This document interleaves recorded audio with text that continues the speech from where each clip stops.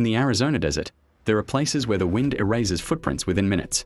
Places where heat, sand, and silence work together to make things disappear. In April of 1981, hunters followed a strange sight into one of those places. A jacket hanging from a tree, alone, out of place. What they found nearby would become one of Arizona's longest-running unidentified homicide cases. For 34 years, no one knew her name. No one knew where she came from. And no one knew who killed her. This is the story of Pima County Jane Doe, and how, decades later, she finally got her name back. On April 8, 1981, a group of hunters were moving through a remote desert wash in Pima County, Arizona, not far from the city of Tucson. This was a desolate, quiet area, the kind of place people don't go unless they have a very specific reason. As they walked, something caught their eye. A jacket hanging from a branch of a mesquite tree. It was an odd sight, completely out of context in the vast, empty landscape. Curious, they approached. Following this strange clue, they soon made a devastating discovery. Nearby, they found the heavily decomposed remains of a young woman. There was no identification. No wallet, no purse, no clues that could immediately tell investigators who she was or how she had ended up in this isolated spot. The body was not buried, but it was clear she had been there for some time. The harsh desert environment had taken its toll, stripping away much of what could have helped identify her. Without a name, she was given a label no one ever chooses. She became known as Pima County Jane Doe. The autopsy revealed only fragments of a tragic story. Investigators were able to determine some basic facts. She was a white female, likely between 18 and 22 years old. Her height was estimated to be somewhere between 5'4" and 5'6". Due to the state of decomposition, her hair color was estimated to be light brown to blonde. Her death was not an accident, nor was it natural. It was officially ruled a homicide. The cause of death was determined to be ligature strangulation.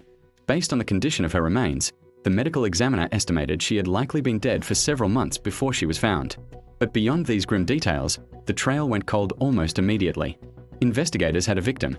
They knew she was murdered, but they had no idea who she was. Back in 1981, identifying an unknown victim was a far more challenging task than it is today. The tools that modern investigators take for granted simply didn't exist. There was no national missing persons database to cross-reference cases from different states. DNA profiling, as we know, it was still science fiction. Connecting a missing person report from one side of the country to an unidentified body on the other was a monumental challenge, relying on manual searches, phone calls, and luck. Her fingerprints were taken, but they led nowhere. They weren't in any system. Her dental records were charted, but there was no match in any available records. Investigators checked every missing person report filed in Arizona, but none of them fit her description. The reality was, somewhere out there, someone was surely missing her. A family was wondering, waiting, hoping. But the system was not equipped to connect the dots across thousands of miles. And so, Pima County Jane Doe remained nameless, her story frozen in time. Years passed, then decades. The file for Pima County Jane Doe gathered dust. The case was periodically reviewed, shelved, and then revisited by new generations of detectives, each hoping a fresh pair of eyes might see something that had been missed. But every time, the investigation hit the same brick wall. No name, no family, and without an identity, there could be no justice. For more than 3 decades, she existed only as a case file number, a clay facial reconstruction, a set of measurements and forensic findings. She was a ghost in the system, a puzzle with too many missing pieces. Until, finally, investigators decided to try one more time, using technology that the original detectives could only have dreamed of. In 2012, authorities made a critical decision that would change everything. They decided to exhume the remains of Pima County Jane Doe. This time, they came equipped with an arsenal of modern forensic tools. They could now perform advanced DNA analysis on the biological material that had been carefully preserved. They used CT scans of her skull to create a far more accurate and lifelike digital facial reconstruction than the old clay models. This new image was released to the public, along with a renewed push for information. For the first time in over 30 years, technology was giving Jane Doe a voice, a face that someone, somewhere, might recognize. And after all that time, people began to look again. Then, in 2015, after years of renewed effort and cutting-edge science, the breakthrough finally came. Through forensic genetic genealogy, investigators were able to build a family tree from her DNA profile. They found potential relatives, who then provided their own DNA for comparison. The match was confirmed. Pima County Jane Doe had a name. Her name was Brenda Marie Gerow. She was born on February 18, 1960.